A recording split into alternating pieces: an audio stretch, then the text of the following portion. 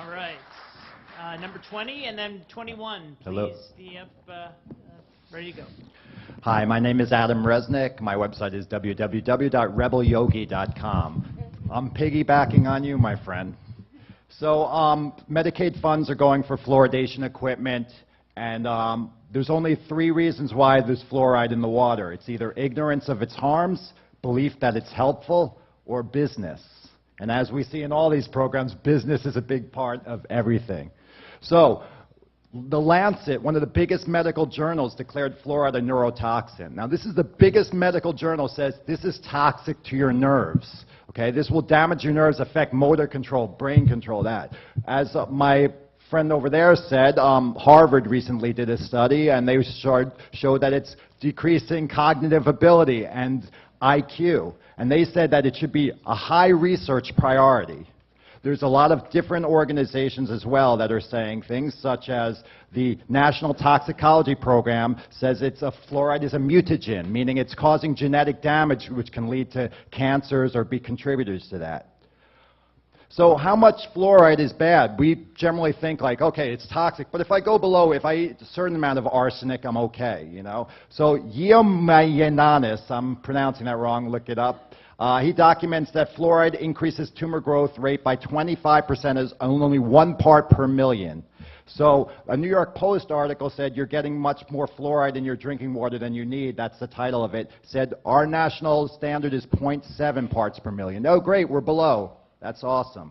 But what we don't understand, and these are number games, is that if 50 milligrams of calcium making up is toxic to me, and then the drinking water only has 10 milligrams, I'm like, awesome. But then I drink 6 cups of that, and I'm above toxic levels. Now let's look at children, and like he said, babies. We're mixing baby formula with toxic fluoride water. Think what that can do to their neurological development. Very scary. Okay? Especially who's affected? Poor people, because they're not drinking your fancy bottled waters, which are, you know, reverse osmosis and that. So this is also a problem of inequity regarding wealth. One man, Dr. Bill Osmondson, said there's the same amount of fluoride in an 8-ounce glass of water that's in a pea-sized amount of toothpaste. That if you swallow, the back of every toothpaste says contact poison control. That same amount is in a cup of water. Can we look at this and start seeing, besides medical doctors, all these organizations, that this is not a sound practice? So cutting to people who think it's valuable. Okay? The studies, I've heard people say, oh, well, places which are more fluoridated, less cavities. That's, I think, a lot of times propaganda. When I did the research, that's not what I found. Okay? But I had a doctor, and I don't like to hearsay, Devin, so his name was Dr. Josephson, a dentist in Midtown. And he's total into fluoride. He says, I've seen the results. He said after age 12, it's useless internally for adults. Now, how many people in this room are under 12? No one, probably. So that's saying all of us who are drinking tap water and that, it's not serving that point from someone who's totally for fluoridation. Okay?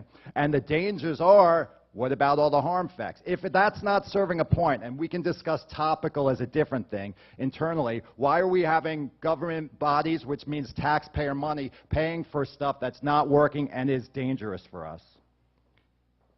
National Cancer Institute for 30 years, Dr. Dean Burke, said that fluoride increases the cancer death rate. He looked at 10 different largest cities which fluoridated and 10 which didn't, and he said within even a single year, cancer rates went up once you started fluoridating. National Cancer Institute he was from.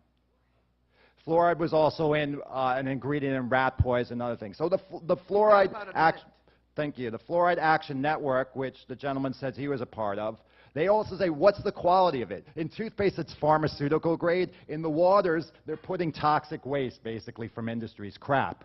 Okay? So even if you were going to put something there that has more arsenic, it starts causing other problems. It's not even regulated. Now we're getting stuff from China.